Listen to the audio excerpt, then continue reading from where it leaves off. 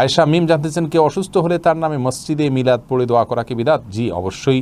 অসুস্থ হলে তার জন্য আমরা দোয়া করব, এমনি দান সদকা করবো, গরিব দুঃখীদেরকে মানুষের কাছে দোয়া চাইবো, মসজিদে দোয়া চাইবো, এটা হতে পারে, কিন্তু দোয়ার অনুষ্ঠান করে দোয়া চাওয়া এটা বিদআত, এটা শরিয়া দ্বারা সমর্থিত নয়।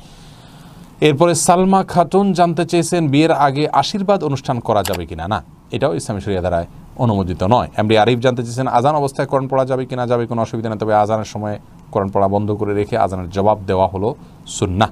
যখন যে জিনিসটা করা সুন্নাহ সেটাই করা হলো উচিত এবং কর্তব্য।